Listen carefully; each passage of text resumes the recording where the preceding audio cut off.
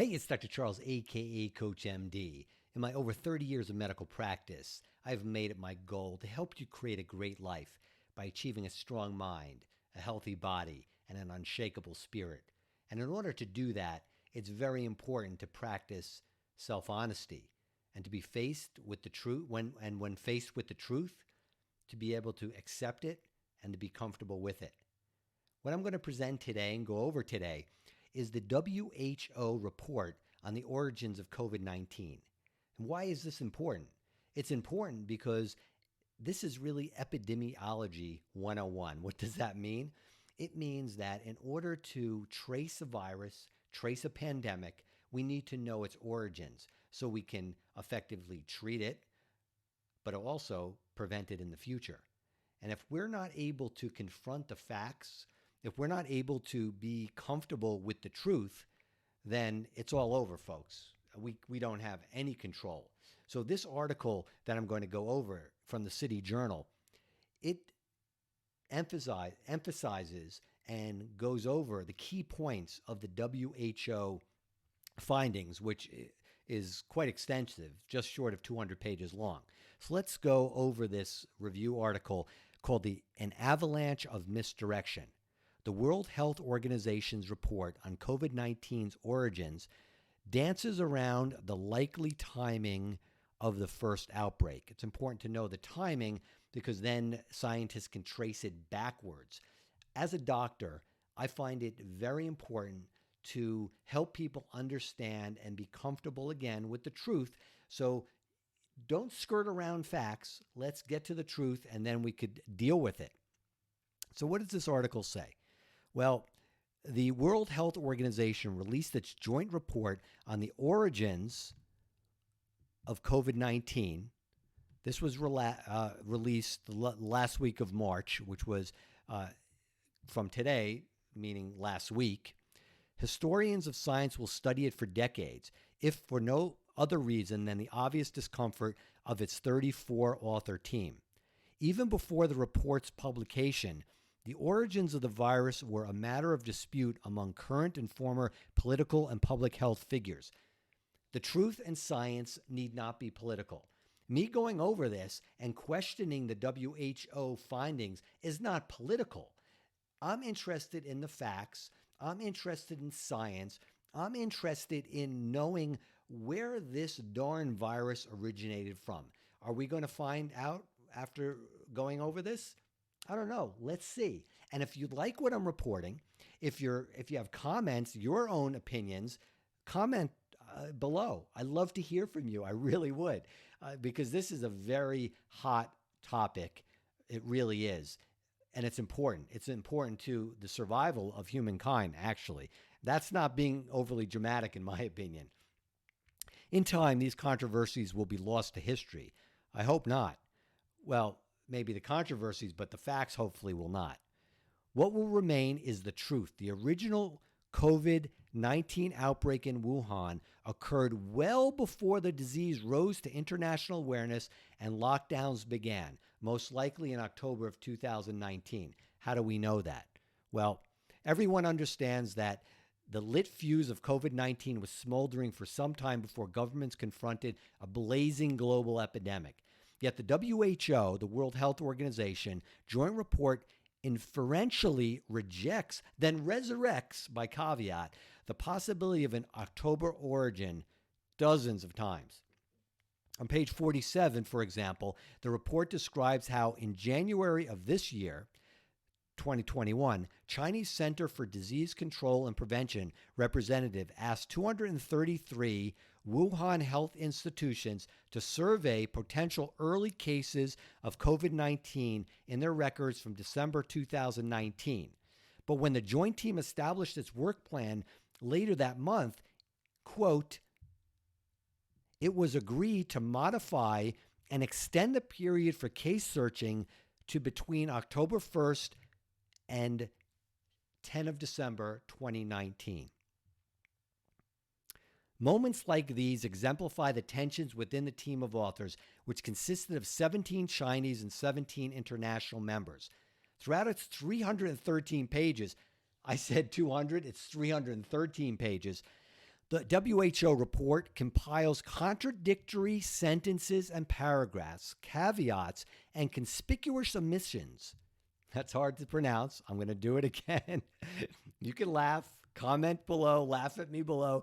Conspicuous omissions, suggesting that its authors could reach agreement only by disclosing information selectively as part of a technocratic arm wrestling match. Now, is that the truth? Is that getting at the truth? Well, let me know what you think. And guess what? I am almost at 1,000 subscribers to my channel. You can help me out by subscribing if you like the content that I produce. If you have recommendations on what you'd like to hear more from me, subscribe. Let me know. Comment below. I'd love to hear from you. As always, we look for the truth. I look for the truth. That's all. Not political. If one side of the aisle has the truth, I don't care what side it's on. I want to know it. The data and evidence speak for themselves. Now, let's see how we can trace back the origins of this virus. First, consider the genetic sequencing of coronavirus mutants. Okay, we all have a DNA fingerprint. We have genes in our body which can identify who we are, where we came from, yada, yada, yada, a DNA fingerprint. These viruses have a DNA fingerprint, and also from that DNA fingerprint, if a mutation occurs, it can be traced back to when that mutation was found, because you have somebody who had the virus, another person who had the virus, one person had a mutation, the other person didn't, and by determining that, we can trace it back. Also, knowing the DNA fingerprint is exactly how the vaccines were formed. The scientists were able to trace exactly the fingerprint of the spike protein on the surface of the coronavirus.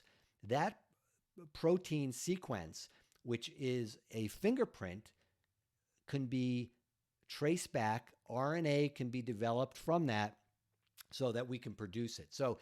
Produce the vaccines. So it's important to know that DNA fingerprint, and tracing it back, we could trace back the origins of the virus. With only slight uncertainty, we can quantify the rate at which SARS-CoV-2 changes, coronavirus COVID-19, and therefore calculate backward to the date, the common ancestor for all studied variants. Just like we can get to the common variant of humans through our DNA fingerprint, the virus is the same. Did it come from a bat? Did it come from the lab? Well, let's go on. On page 60 of the WHO report, the team summarizes 16 estimates in 10 published studies, mostly ranging from August 2019 to December of 2019. Oddly, the authors do not cite the most detailed phylogenetic study from the University of London, in which British and French geneticists filtered 7,666 virus genomes, meaning the DNA fingerprint of 766,000 for the 198 mutation sites, and to figure out that the clock analysis of the origins of the virus. This research team backtracked the last common ancestor for all the coronavirus variants to an early infection between October 6th and December 11th, 2019. That's much earlier than we were told. Now, why does that matter? Well, we were told what? We were told that somebody was exposed to a bat virus that had mutated, and they picked it up from the Wuhan marketplace in December of 2019. Well, the outbreak began before late November or December 2019, as we were told. In a report in The Lancet on January 24, 2020, authorized by the Chinese National Health Commission, you think they're going to tell us the truth? I have very good reason why I would doubt that, and I think you do too. And presumably approved by the Chinese Ministry of Science and Technology. If anybody read the book by George Orwell, Did you ever read it? Did you ever read that book? Did you ever read that book about Big Brother? Did you ever read that book that talked about Big Brother and the Ministry of Truth? Well, why don't you look that up? Why don't you look up George Orwell, The Ministry of Truth, and find out what book it came from? We all know. I'm just giving you a hint to keep you amused, and let me know that that book, which was, well, 1980 something, maybe 1984, right? And look that book up and think about how the Communist Party in China controls what goes out and what comes in. Well, Wuhan clinicians identified a patient infected on December 1st, 2019, who was not connected to the Wuhan seafood market, as we were told. A subsequent news article published in the South China Morning Post, a newspaper owned by Alibaba that generally acts at arm's length from the Chinese government, identified an early patient infected on November 17th, 2019. And at least 8 additional infections in the remainder of that month. Not what we were told, folks, right? Still later, a British student teacher in Wuhan, the late Connor Reed, returned to Wales and reported his own infection, which was initially diagnosed as pneumonia on November 22, 2019, but was retrospectively revised to coronavirus. Since early doubling times for COVID-19 infection were between 4 and 14 days, and a handful of doubling times are required to reach widespread community transmission, several weeks of previous undetected transmission could have been required to infect patients before mid-November. Now, the doubling time is one person gets the infection and spreads it to 2 people, who spreads it to 2 people, who spreads it to 2 people. That happens in 4 to 14 days from 1 person to 2 people. So in order to get a community outbreak, that's going to happen within several weeks' time when it's going to be noticed. And we go on that some suggestions of early contagion have been based on evidence that may not be in the public record. This article is just mind-boggling, how it goes over and looks at the WHO study critically, as we all should do. Why should we? This is not political. This is not political. So anybody who makes this political and hides it is really, it's reprehensible in my opinion. And it's not science. It's not being comfortable with the truth. It's spinning a reality to somehow force certain ideologies and certain connections. The Chinese government was never being transparent with this. They were never being authentic. And the WHO study, which is basically, it seems like as though they're covering for the Chinese government and trying to say that this originated from the seafood market, when tracing back the genomics, the genetics of the virus do not support that. Other reports again imply more weeks of previous undetected transmission before the uncontrolled epidemic in November. From October 18th to 27th, 2019, the 7 CISM military World Games were hosted in Wuhan, drawing about 9,000 athletes and coaches from about 100 nations and involving another 236,000 local volunteers. If coronavirus positivity were even 1/100th of 1% among the population of Wuhan at that time, hundreds of infections would have occurred. And indeed, anecdotal reports abound of widespread feverish respiratory infections among sick athletes during the games and upon return to Europe. No medical results for affected athletes are likely to become publicly available soon, but European nations that sent more athletes to the games generally experienced higher subsequent COVID-19 caseloads. The WHO joint report endorses further scrutiny of potential early spread of COVID-19 at this event. What are we covering up, folks? Really? Comment. Let me know. What do you think is cover up? Do you think that this is some type of conspiracy theory that, okay, that all these conspiracy theorists are saying, oh no, it came from that we were told it came from the seafood market. It must come from the seafood market. Oh, it couldn't come from the Wuhan lab. No, couldn't come from the new Wuhan lab. That's what we were told. So we're going to believe that. We're not going to question it. Well, I'd like to question it. Why not? Why not get at the truth? Again, Epidemiology 101, knowing the origins of a virus, very important. We need to know that if we're going to prevent it in the future. Could the virus have escaped from Wuhan laboratory in the first week of October? It's possible. Well, so why not know for sure? Why not question that, right? Unattributed open source telemetry analysis acquired and published by the NBC News Verification Unit in London suggests that the Wuhan Institute for Virology experienced zero mobile phone activity at the security gate to its BioLevel 4 facility between October 7th and October 24th, 2019, and also zero vehicular traffic between October 14th and October 19th. These low activity anomalies allow for, but do not necessarily prove, the much discussed lab leak hypothesis. At least answer why there's no mobile phone activity and vehicular traffic. Answer that question. Why not answer it? Oh, just a coincidence? Yeah, that to me is a false kind of fabrication, right? Let us know. Epidemiology 101. Let us know where COVID-19 originated from. The WHO report neglects the theory for no good reason. In its 120 main pages, discussion of the lab leak hypothesis is limited to the final 2 pages and dismissed without evidentiary basis.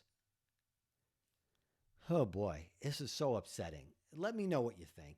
Do you agree with me? Am I being a conspiracy theorist? Am I losing my medical mind, right? Let me know. And while you're at it, subscribe to my channel. Do me a favor. Help me out. Trying to get to 1,000 subscribers. It would be great to do that because it enhances the reach if you think these are valuable videos, valuable information, whether it's my meditation videos, whether it's these types of videos, whether it's what I hope to be inspiring quotes and view on life and mind, body, spirit, let me know what you think about that. And if you have any suggestions, I'd be happy to hear from you about further content that I can create. I'd love to hear from you. So examination of such hypotheses is obviously justified. I agree. In recent decades, biosafe breaches from such laboratories have in fact occurred in the US, UK, Russia, China, Singapore, Taiwan, the Philippines, and Venezuela. Equine encephalitis, H1N1 influenza, it goes on and on. Okay. Independent auditing of a level 4 biosafety facility after a nearby viral outbreak is not a conspiracy theory. It is basic due diligence in Epidemiology 101. Okay? So let's get to the bottom of it. I'm just going to get to the end of this article, which is so infuriating as far as I'm concerned. And are you as outraged as I am? Let me know. I mean, we need to know. I mean, maybe it's wrong. Maybe it did come from the seafood market, but it doesn't seem, science doesn't seem to support it. The WHO doesn't give any solid evidence for that. And it doesn't give any solid evidence why it didn't come from the Wuhan lab. And I'm not saying that the Chinese released it purposely, although that's also a concern that should be looked into, whether they did it purposely. Honestly, I think it was an accident that's been covered up, but that's my personal opinion. What do you think? COVID-19 is not the first new virus to threaten our lives and livelihoods, and it won't be the last. The more we understand the pattern of undetected transmission at the outset of the pandemic, the better we can prevent future outbreaks. And this is the reason why I'm doing this video. for this exact purpose. Again, epidemiology, which is the study and the statistics of the spread of disease, 101 is a basic course. This is what needs to be answered. That's all the more reason for citizens and scientists to demand that public health authorities pursue the truth, not bury it in an avalanche of misdirection, which it appears that the WHO has done. So thanks for joining me. And I'm glad that I had this opportunity to share these findings with you. Let me know what you think. Comment. I want to hear from you. And until next time, I'm Dr. Charles, aka CoachMD, wishing you to stay strong in mind, in body, and in soul, and never run away from the truth, whether it's outside of you or inside, from self-honesty. Until next time, stay strong and healthy. Bye for now. Hey, Dr. Charles, CoachMD. Thanks for stopping by. Make sure to like and comment below. I'd love to hear from you. If you think you have a friend who might benefit from this video, share it with them. For access to exclusive content, support my Patreon. There you'll get private access to videos, meditations, health tips, even relationship and financial tips. You'll have a say in what I produce and be able to participate in a monthly call with me. Don't forget to follow me on Facebook, Instagram, and Twitter, and subscribe to my YouTube channel. See you soon.